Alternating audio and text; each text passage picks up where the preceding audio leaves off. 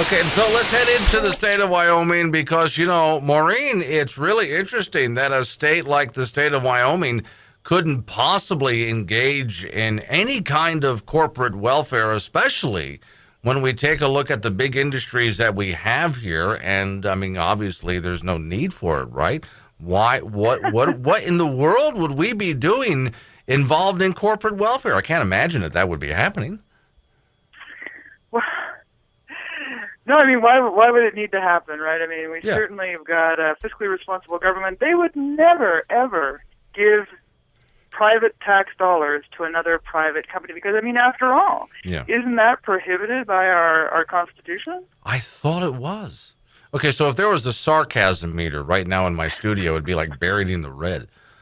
It certainly would. It Yeah. certainly would. Okay, so you've written a couple of articles about this. What's the problem? What's the problem here in the state of Wyoming that big corporations need any kind of welfare?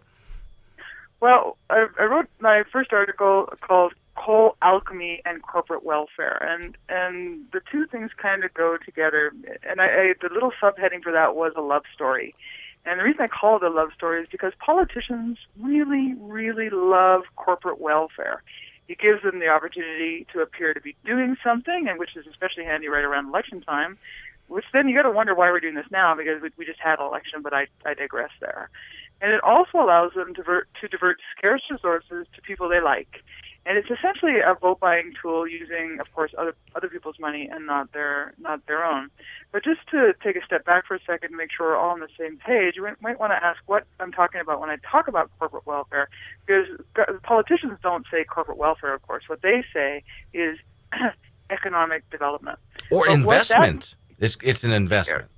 Yeah. Governments invest, right?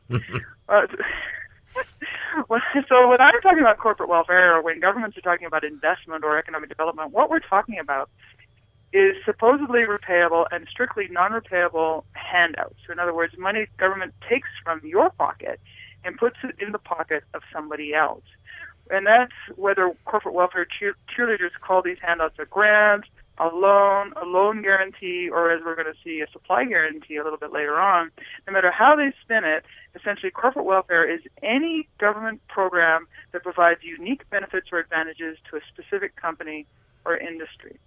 Now, the reason I'm calling this, in this particular case, alchemy, is because, as most people know, for thousands of years, alchemists were trying to change base metals into gold. And needless to say, that has never happened. But, alchemists today have modernized, just like most other people, and we're getting a new variation. So instead of trying to change lead into gold, crafty alchemists are looking to change money from the pockets of taxpayers, so from your pocket, to their own pockets. And unfortunately, governments seem more than happy to hop in and help. Very high on the alchemy hit list here in Wyoming is something called a coal-to-liquid scheme. This is a boondoggle that could waste even more hard-earned tax dollars in the future as Wyoming politicians scramble to appear to be doing something to diversify the economy and create jobs. Okay, now hang on. Let me just first thing that gets me is knowing human nature as you and I do. There is no way that these politicians would be doing this unless there was some personal payoff to them.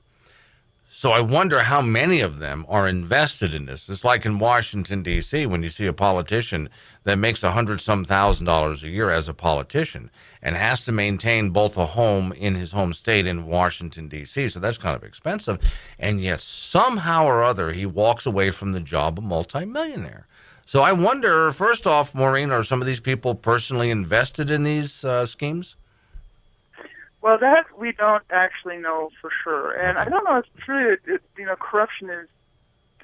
I mean, corruption in Wyoming. I'm sure there is some corruption in Wyoming, right? But we don't. I don't think we're going to see the level here. I mean, in a small place like Wyoming, where everybody knows everybody and everybody can speak, becomes very obvious when these things go on. I don't think we're going to see the level that we see at the federal level often, but certainly. What we do see, I mean, when politicians stand up and say, we're going to diversify the economy, we're going to hand out this money to these companies because we're bringing these companies into Wyoming to create jobs, yada yada yada.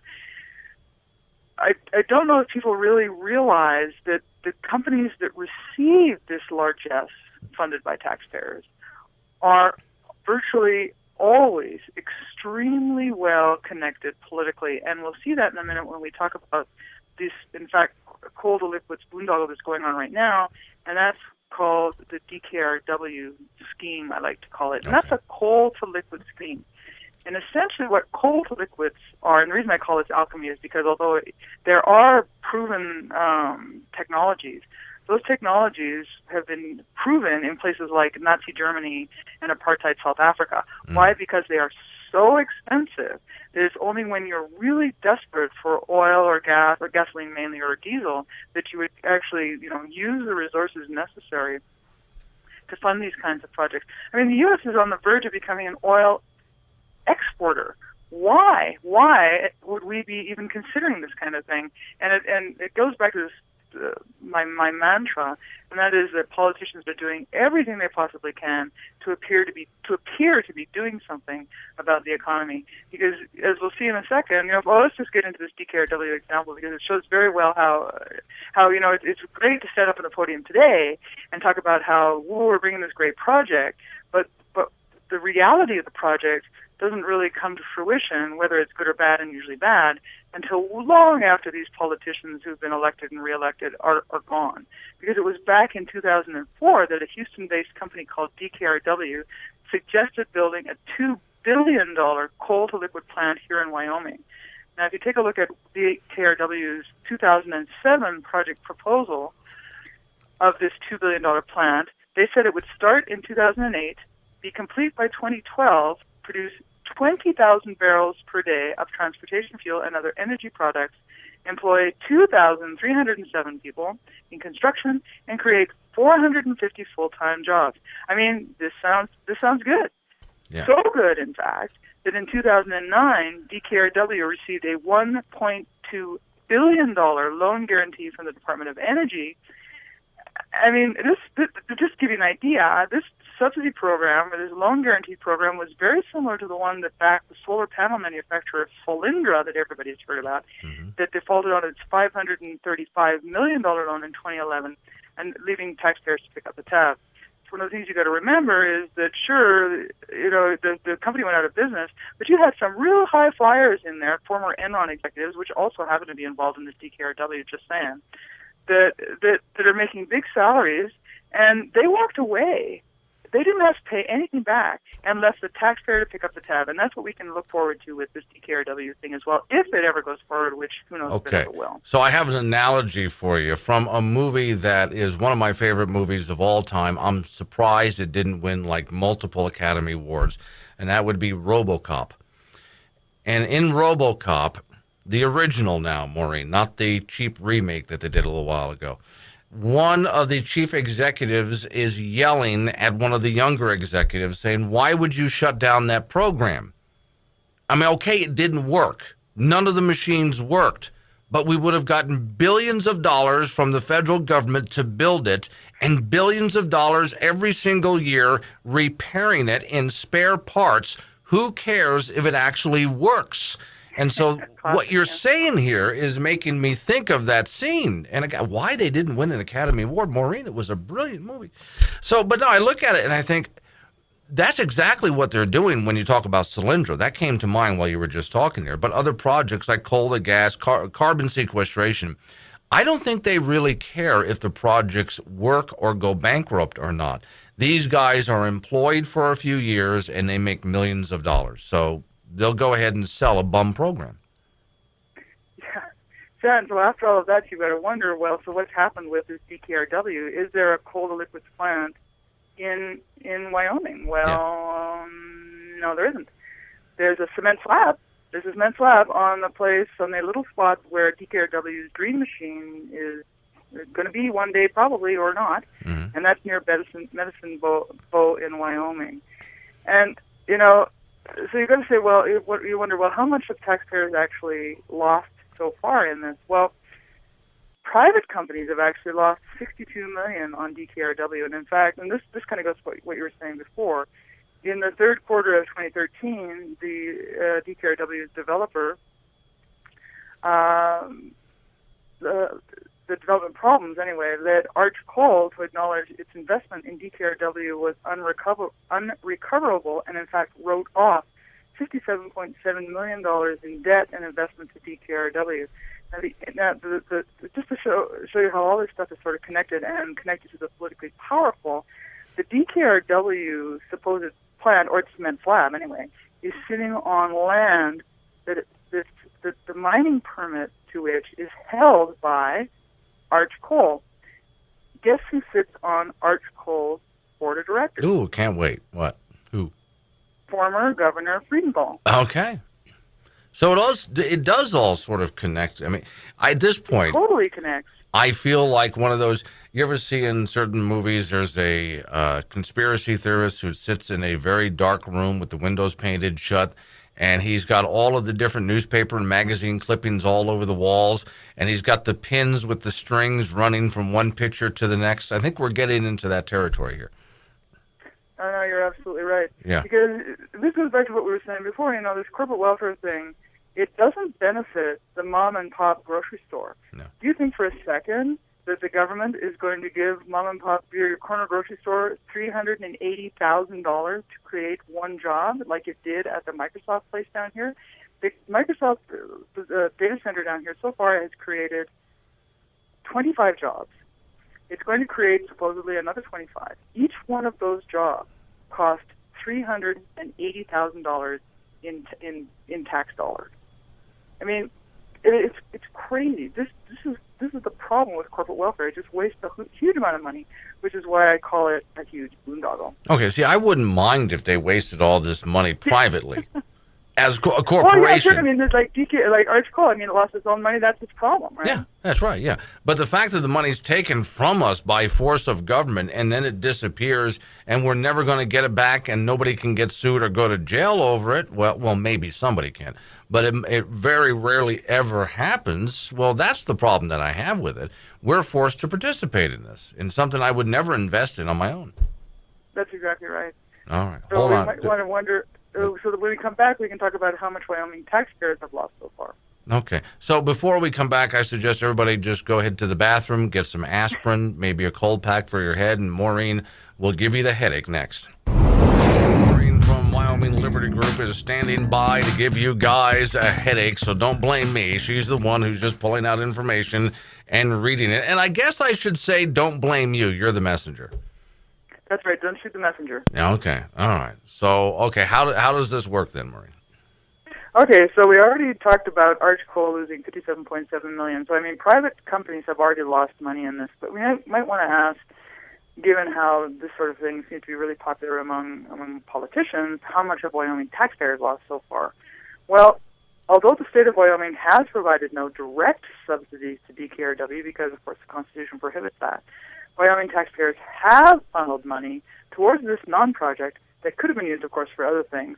And actually, this is a bit of a horror story that has a bit of a death spiral in it because of what happened in this last session. It could get much worse.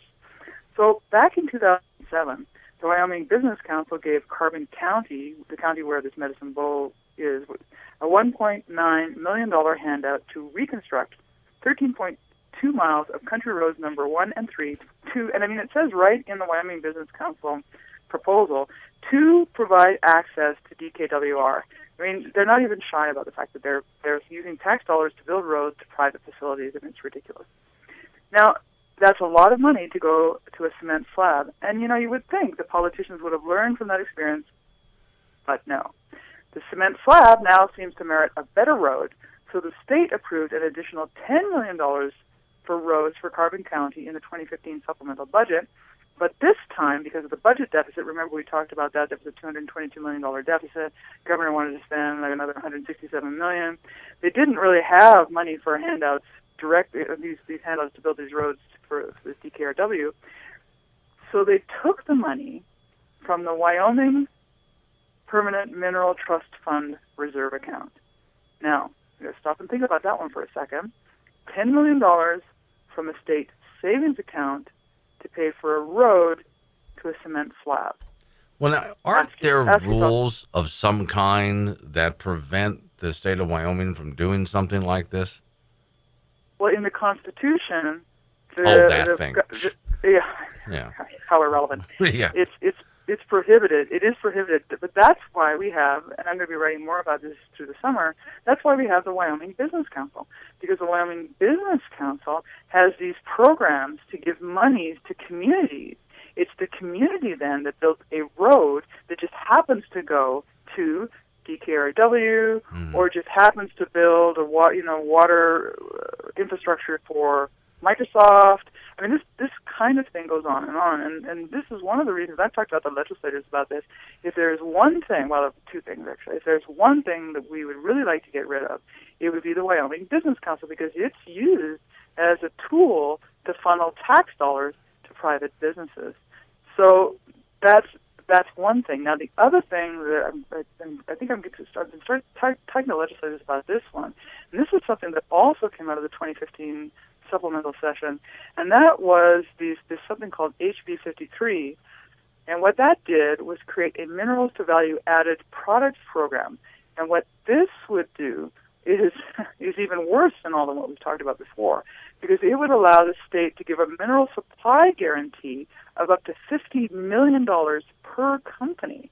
And the Wyoming Business Council, again, here we go, would administer this program because, as I said, the state cannot appear to be providing private companies with taxpayer-funded benefits.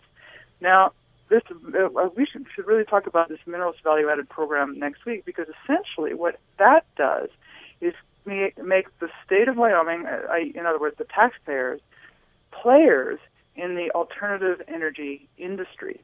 The Wyoming taxpayers, or through the Wyoming Business Council, would buy coal, say, from a place like, for example, just off the top of my head, Arch Coal, and then that coal would then go into, a little coal to liquids plant that just happens to be right on the same land, like right next door to Arch Coal.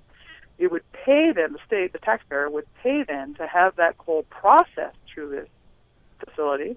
And then, what do you know, the taxpayer then gets all of this, say, for instance, diesel, that then it goes out into the private market to sell. I mean, this is what HB 53 did. Oh, and it's crazy. If anything needs to get repealed next time, it's this HB 53. Well, but don't worry. If it all goes to hell and they lose all that money, those people don't lose a thing, and they get to walk away with millions. So they'll be fine. I don't see what you're fretting about, Maureen. Where do they follow your work? You can read this and the other articles I've written about corporate welfare and alternative energy on wyliberty.org. Thanks for coming on. Always great to be here.